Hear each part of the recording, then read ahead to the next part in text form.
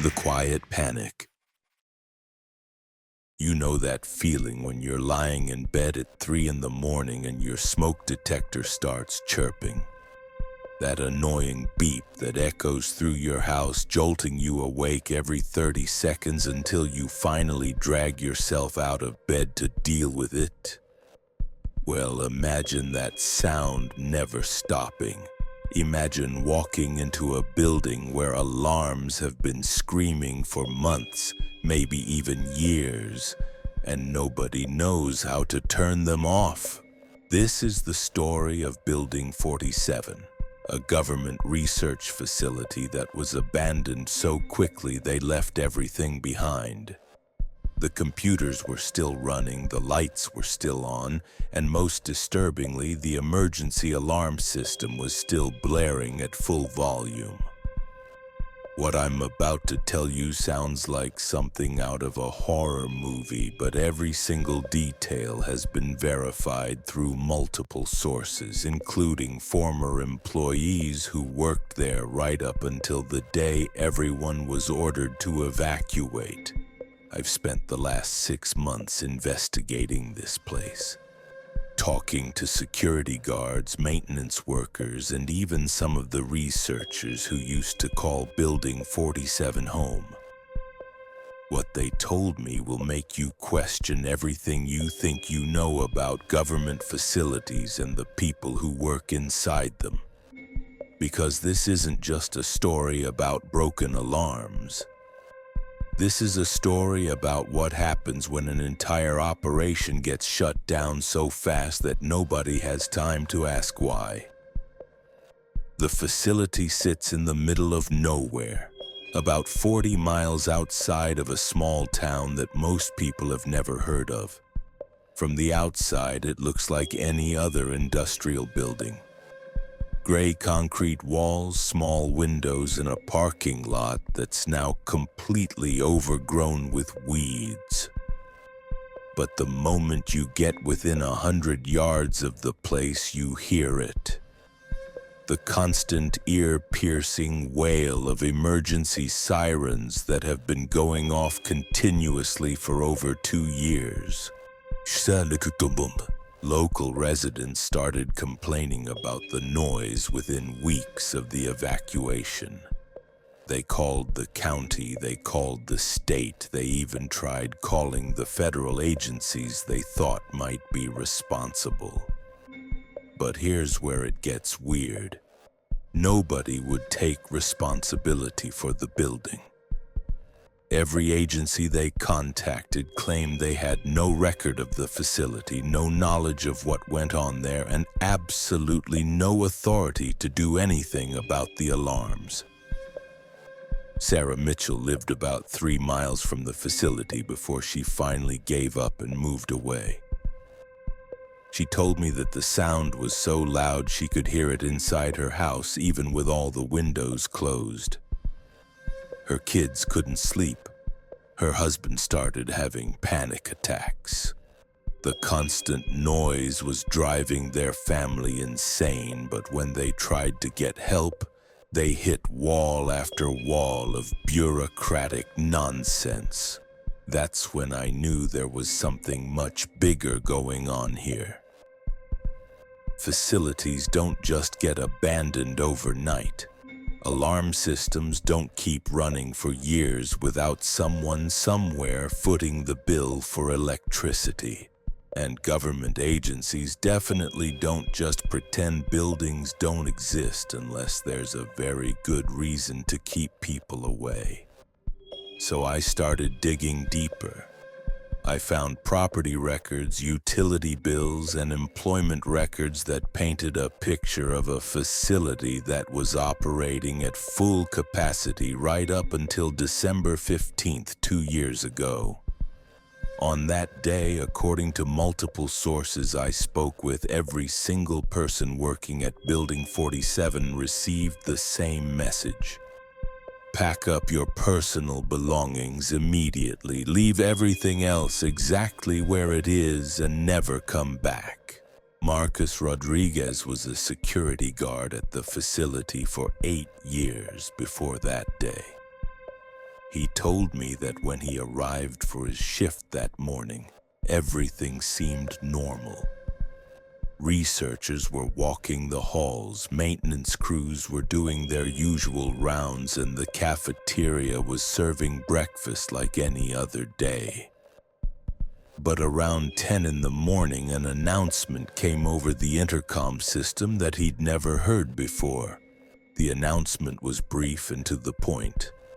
All personnel were to cease current activities, gather their personal items, and report to the main exit within 30 minutes. No explanations were given, no questions were answered. Security guards like Marcus were told that their job was to make sure everyone left the building and that absolutely nothing else was removed from the premises. Marcus described the scene as surreal. Researchers were leaving behind experiments that had been running for months. Computer terminals were left logged in with data still processing. The cafeteria staff abandoned a lunch service that was already in progress. Within an hour, a facility that housed over 200 employees was completely empty. But here's the part that really bothered Marcus. As the last person to leave the building, he was responsible for activating the security system before locking the main entrance. The security system included the emergency alarms that were supposed to sound if anyone tried to break in, or if there was some kind of environmental hazard detected inside the building. Marcus followed protocol and armed the system before he left, just like he had hundreds of times before. The difference was, this time the alarm started going off immediately. Marcus assumed it was a malfunction, maybe caused by all the equipment that was still running inside the building. He tried to go back in to reset the system, but his access card had already been deactivated. He called his supervisor, but the phone number was already disconnected. By the time he drove home that afternoon, he could still hear the alarms echoing across the empty landscape.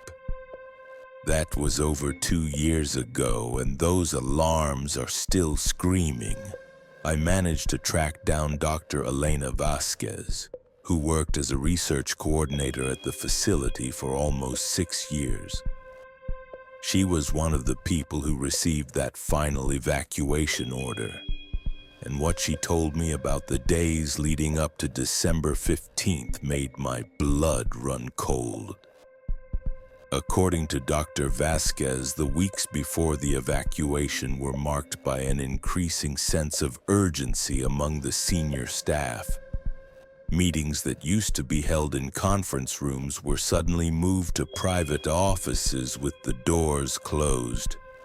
Researchers who had been working on long-term projects were quietly reassigned to different departments. And most disturbing of all, several key personnel simply stopped showing up for work without any explanation. Dr. Vasquez tried to ask her supervisor what was happening, but she was told that everything was classified and that she should focus on her own work. The problem was, her work involved coordinating between different research teams, so she couldn't help but notice when entire projects were being shut down or when equipment was being moved to different areas of the facility. She told me about one incident that happened about a week before the evacuation. She was working late one evening when she heard what sounded like heavy machinery operating in the basement levels of the building. Building 47 had 3 basement levels that most employees never had reason to visit, but the sounds were so loud that she could hear them through the floor of her second-story office. When she asked building maintenance about it the next day, they claimed they had no knowledge of any work being done in the basement. The maintenance supervisor even seemed genuinely confused by her question, as if he had no idea what she was talking about. But Dr. Vasquez was certain of what she heard.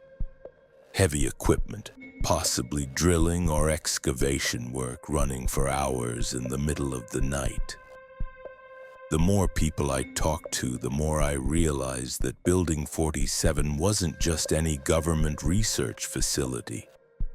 The level of security, the compartmentalized nature of the work being done there, and the way the entire operation was shut down suggested something much more significant than routine research and development. I started looking into the contractors who had worked on the building's construction and the companies that provided specialized equipment to the facility.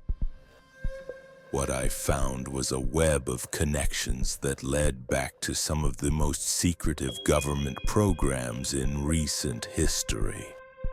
Programs that officially don't exist and that most people in government will deny any knowledge of.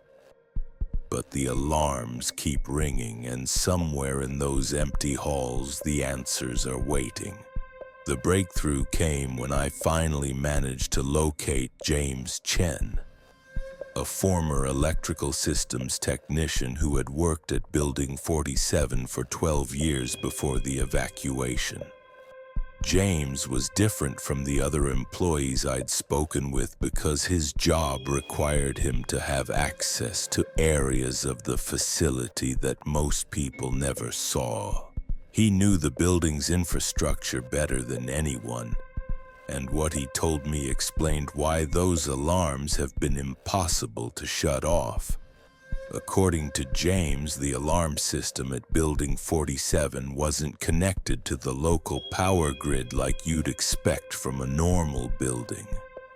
Instead, it was hardwired into what he described as an independent power source located somewhere in the deepest basement level. This power source was designed to keep critical systems running even if the main electrical grid went down, and it was built to operate for decades without maintenance. James explained that this type of setup was standard for facilities that needed to maintain security and environmental controls, no matter what happened outside. The problem was, when everyone evacuated so quickly, nobody thought to shut down the backup power systems. The alarms were designed to sound if the building's security protocols were breached, and with all the doors left unlocked and the facility completely unmonitored, the system interpreted this as a massive security failure. But here's where it gets really disturbing. James told me that about 6 months before the evacuation, he was called in to perform what his supervisor described as routine maintenance on the backup power systems. When he accessed the basement levels to work on the equipment, he discovered that significant modifications had been made to the building's infrastructure. New ventilation systems had been installed, additional power lines had been run, and there were rooms down there that weren't on any of the building plans he'd been given. When James asked his supervisor about these modifications, he was told that the work had been done by outside contractors and that it was classified above his security clearance level. He was instructed to complete his maintenance work and not ask any more questions about what he'd seen. The more James described these basement levels, the more convinced I became that whatever was happening at Building 47 went far beyond normal government research. The facility had been modified to support operations that required complete isolation from the outside world, and the evacuation had been so sudden that there hadn't been time to properly shut down whatever was going on down there. This theory was supported by something else James told me. In the weeks leading up to the evacuation, he'd noticed that the building's air filtration systems were running at maximum capacity 24 hours a day. The ventilation system was designed to handle hazardous materials and could completely isolate the building's internal atmosphere from the outside environment. For it to be running at full power for weeks suggested that something inside the facility required that level of containment. I decided to take a different approach to my investigation. Instead of just talking to former employees, I started researching the companies that had contracts with the facility. What I found was a network of defense contractors, biotechnology firms, and research organizations that specialized in what the government calls dual-use technologies. These are scientific developments that can be used for both civilian and military purposes, and they're often classified at the highest levels of government secrecy. One company in particular caught my attention. Meridian Scientific Solutions had been awarded multiple contracts for work at Building 47. But when I tried to research what kind of work they did, I hit the same wall of secrecy that everyone else had encountered. The company's website listed generic descriptions of research and development services, but there were no specifics about their projects or capabilities. I managed to track down a former Meridian employee named David Park, who had worked as a project coordinator for some of their government contracts. David was reluctant to talk at first, but when I mentioned Building 47, his entire demeanor changed. He told me that Meridian had been working on something at that facility that made everyone involved extremely uncomfortable. According to David, the project involved what he described as environmental adaptation research. The official description was vague enough to pass government oversight, but the reality was much more disturbing. They were studying how biological systems respond to extreme environmental changes, and they were using methods that pushed the boundaries of what most scientists would consider ethical. David wouldn't give me specific details about the research, but he did tell me that the project required specialized containment facilities, and that the work generated hazardous waste that had to be disposed of through very specific protocols. He also mentioned that several researchers had requested transfers off the project, citing concerns about the long-term implications of what they were being asked to do. The picture that was emerging from all these conversations was of a facility that had been conducting research so sensitive that the government was willing to abandon the entire operation rather than risk public exposure. The alarms that are still ringing aren't just the result of a bureaucratic oversight. They're a constant reminder of whatever was left behind when everyone was ordered to evacuate. I made one final attempt to get official answers about Building 47. I filed Freedom of Information Act requests with every federal agency I could think of, asking for any records related to the facility or its operations. The responses I received were almost identical. Each agency claimed they had no records of the facility and no knowledge of any activities that might have taken place there. But there was one response that was different. The Department of Energy sent me a heavily redacted document that acknowledged the existence of a facility matching Building 47's description. But every detail about its purpose or operations had been blacked out. The only thing left visible was a single line at the bottom of the page that read, "Facility status, indefinite monitoring required."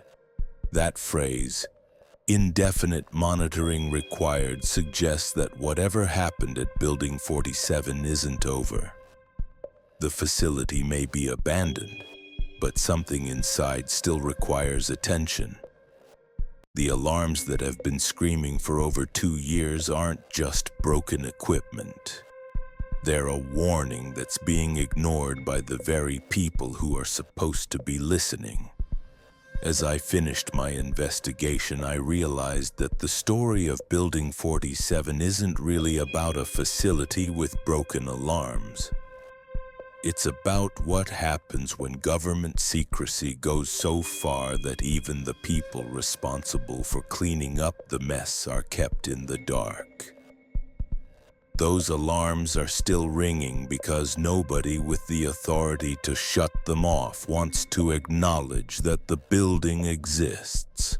The residents who were driven from their homes by the constant noise, the former employees who lost their jobs without explanation, and the local officials who can't get answers from their own government are all victims of a system that prioritizes secrecy over basic human decency. Building 47 sits empty in the middle of nowhere, its alarms screaming into the void, a monument to the dangerous intersection of government power and scientific ambition.